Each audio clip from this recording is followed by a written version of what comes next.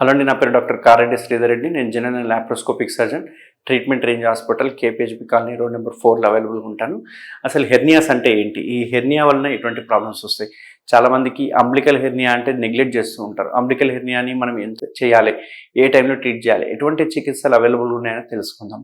So umbilical hernia అంటే, అసలు hernia అంటే ఏంటి అంటే, కడుపులో ప్రెషర్ పెరగడం వలన పేగులు బయటికి రావడాన్ని హెర్నియాస్ అంటుంటాం. అంటే ఏదో ఒక డిఫెక్ట్ ద్వారా, మామూలుగానే మనకు పుట్టిన తర్వాత కొన్ని డిఫెక్ట్స్ ఉంటాయి. ఆ డిఫెక్ట్స్ ద్వారా పేగులు బయటికి రావడానికి ప్రయత్నం చేస్తుంటాయి. మనం చూసుకుంటే కనుక ఈ రకంగా కడుపు ఉంటే ఇక్కడ అంబ్లికస్ ఉంటుంది. మనకు మామూలుగా పుట్టుకలోనే ఈ అంబ్లికస్ అనేది కొంచెం డిఫెక్ట్గా ఉంటుంది, ఎందుకంటే చిన్న ఓపెనింగ్ లాగా ఉంటుంది. అది పుట్టిన తర్వాత హీల్ అయిపోతూ ఉంటుంది. రెండవ హీల్ చూసుకుంటే కనుక ఇక్కడ బీజాలు ఉంటాయి. ఈ బీజాలు కిందికి సాగేటప్పుడు ఇది ఒక చిన్న డిఫెక్ట్ ఉంటుంది. సో ఈ 3 చోట్ల మనకు డిఫెక్ట్లు ఉంటాయి. ఈ డిఫెక్ట్ ఉండడం వల్ల ఏమవుతుందంటే, కడుపులో ప్రెషర్ పెరిగే కొద్ది కల్లా పేగులు బయటికి రావడానికి, ఎందుకంటే ఈ కడుపులో ఉన్న పేగులు ఇవన్నీ ఒక ప్రెషర్లో ఉంటాయి అన్నట్టు. ఎప్పుడైతే ప్రెషర్ బయటికి రావాలని ట్రై చేస్తూ ఉంటాయి, ఆ ప్రెషర్ బయటికి రావడానికి ప్రయత్నం చేసేటప్పుడు ఈ డిఫెక్ట్స్ నుంచి మనకు పేగులు అనేవి బయటికి రావడం జరుగుతుంటుంది అన్నట్టు. పేగులు అనేవి బయటికి రావడం జరుగుతుంది ఇట్లా. సో ఈ చిన్న డిఫెక్ట్ ఏదైతే ఉందో, ఆ డిఫెక్ట్ మామూలుగా ఇట్లా క్లోజ్ ఉంటుంది. స్లోగా ఈ డిఫెక్ట్ స్టార్ట్ అవుతుంది. డిఫెక్ట్ స్టార్ట్ అయ్యే వరకు పేగులు బయటికి రావడానికి ప్రయత్నం చేస్తుంటే, ఫస్ట్ పేగు మీద ఉన్న కండ వస్తుంది, తర్వాత మెల్లగా పేగు వస్తుంది, మొత్తం పేగు అంతా బయటకు వచ్చేస్తూ ఉంది. దీనికి లక్షణాలు ఎలా ఉంటాయంటే, బొడ్డు దగ్గర చిన్న వాపులా ఉంటుంది. బొడ్డు దగ్గర వాపుతో పాటు ఓసారి పట్టేసినట్టుగా డ్రాయింగ్ సెన్సేషన్ ఉంటుంది. పట్టి ఏదో లాగుతున్నట్టుగా, దగ్గినప్పుడు, తుమ్మినప్పుడు, పడుకొని లేచినప్పుడు, మోషన్కి పోయినప్పుడు, లేకుంటే మూత్రానికి పోయినప్పుడు, ఇట్లాంటప్పుడల్లా తుమ్మినప్పుడు మెల్లగా బొడ్డు దగ్గర చిన్న స్వెల్లింగ్ అనేది ఉంటుంది. స్వెల్లింగ్ వచ్చి మళ్ళీ ఎప్పుడల్లాగా వెళ్ళిపోతుంది, లోపలికి వెళ్ళిపోతుంది. అంటే బయటకు వస్తుంటుంది, లోపలికి వెళ్ళిపోతూ ఉంటుంది. దీన్నే మనం హెర్నియా అంటాం. కొన్ని ఇనిషియల్ స్టేజ్లో ఏమవుతుందంటే, బయటికి రావడం, లోపలికి వెళ్ళడం, మనం కావాలంటే తోసుకోవడము, కొందరు ప్రెషర్ పెట్టి తోసేస్తే కూడా లోపలికి వెళ్ళిపోతూ ఉంటుంది. దీన్ని మనం రెడ్యూజబుల్ హెర్నియాస్ అంటాం. అంటే ఇనిషియల్ స్టేజ్లో పేగు అనేది బయటికి వస్తుంది, పోతుంది, బయటకు వస్తుంది, పోతుంది. కానీ దీన్ని ఇలాగే నెగ్లెక్ట్ చేయడం వల్ల పేగు బయటకు వచ్చిన పేగు ఏదో రోజు ఏమవుతుందంటే, బయటకు వచ్చిన పేగు ఇది చిన్న కన్స్ట్రక్షన్ రింగ్ లాగా, అంటే ఈ డిఫెక్ట్ ఏదైతే ఉందో గట్టిగా అయిపోతుంది. డిఫెక్ట్ గట్టిగా వరకు పేగు బయటకు వచ్చి ఆగిపోతుంది. పేగు బయటకు వచ్చి ఆగిపోయే వరకు పేగుకు రక్త సరఫరా తగ్గిపోయి పేగు గ్యాంగ్రీన్ అయిపోవడం, అంటే కుళ్ళిపోవడము, పేగు మొత్తం మడతబడిపోవడం, ఇట్లాంటివి ఓసారి లైఫ్ రిస్క్ కూడా ఉంటుంది, ప్రాణం పోయే పరిస్థితి కూడా ఉంటుంది.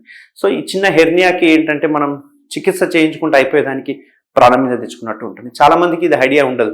ఏదో బొడ్డు దగ్గర ఏదో స్వెల్లింగ్ ఉంది, మామూలుగా లైపోమానో లేకపోతే కొవ్వుగడ్డ అని చెప్పి చాలామంది నెగ్లెక్ట్ చేస్తుంటారు. బట్ ఇది చాలా డేంజర్. సో ఈ డిఫెక్ట్ వలన పేగు బయటికి రావడం అనేది, దీనివల్ల ఎన్నో అనర్థాలు జరుగుతుంటాయి. కాబట్టి దీనికి ఎటువంటి చికిత్సలు అవైలబుల్ ఉన్నాయి? చాలామంది ఓపెన్ సర్జరీ గురించి మీకు వినే ఉంటారు.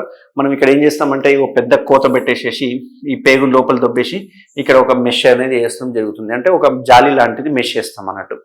ఇనిషియల్ స్టేజ్లో జాలి లాంటిది వేసేవాళ్ళం కాము. తర్వాత స్టేజ్లో ఏంటి అంటే, బలానికి అక్కడ ఉన్న కండ స్ట్రాంగ్ అవ్వడానికి ఒక జాలి లాంటిది, ప్రోలిన్ జాలి అని ఉంటుంది, ఆ జాలి వేయడం జరుగుతుంది. ఆ జాలి వేసిన తర్వాత ఒక పైపు, డ్రైన్ పైప్ అనేది బయటకు పెట్టడం, ఇవన్నీ జరుగుతుంది. అంటే ఓపెన్ టెక్నిక్లో చూసుకుంటే కోత పెద్దగా ఉంటుంది.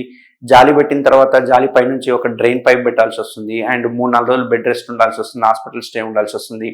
ఆ తర్వాత కూడా డిశ్చార్జ్ చేసిన తర్వాత వారం 10 రోజులు బెడ్ రెస్ట్ ఉండాల్సి వస్తుంది. మళ్ళీ కుట్లు దివ్యాలి, మళ్ళీ యథావిధిగా డ్రెస్సింగ్ చేయాలి, పథ్యం ఉండాలి, ఇవన్నీ ఉంటాయి.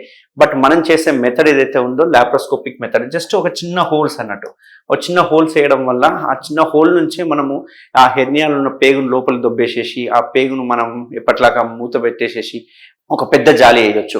అంటే ఇక్కడ ఓపెన్ టెక్నిక్లో చూసుకుంటే కనుక ఎంత కోత పెడతామో అంతవరకే జాలి వేసే అవకాశం ఉంటుంది. బట్ లాప్రోస్కోపిక్ మెథడ్లో చూసుకుంటే పెద్ద జాలి వేసే అవకాశం ఉంటుంది. పెద్ద జాలి వేసే అవకాశం వల్ల ఏమవుతుందంటే, మళ్ళీ హెర్నియాలు వచ్చే అవకాశాలు తక్కువ ఉంటాయి. ఎక్కడైనా వీక్ పాయింట్ ఉందంటే దాన్ని కూడా కవర్ చేయడానికి వస్తుంది. బట్ ఓపెన్ అట్లా కాదు, మళ్ళీ వీక్ పాయింట్ ఎక్కడ కనిపిస్తే దాన్ని కూడా ఎక్స్టెన్షన్, అంటే మళ్ళీ పెద్ద కోత పెట్టాల్సి వస్తుంది.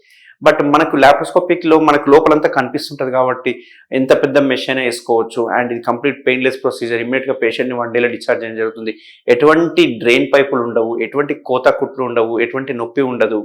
పేషెంట్ ఇమ్మీడియట్గా వెళ్ళిపోవచ్చు. ఓన్లీ కొన్ని రోజుల వరకు బరువులు మాత్రం లేపొద్దని చెప్తుంటాము. అండ్ పేషెంట్ ఒక 2-3 డేస్లో మనకు మళ్ళీ రెజ్యూమ్ అయిపోవచ్చు, వర్క్స్కి వెళ్ళిపోవచ్చు, జాబ్స్కి వెళ్ళిపోవచ్చు.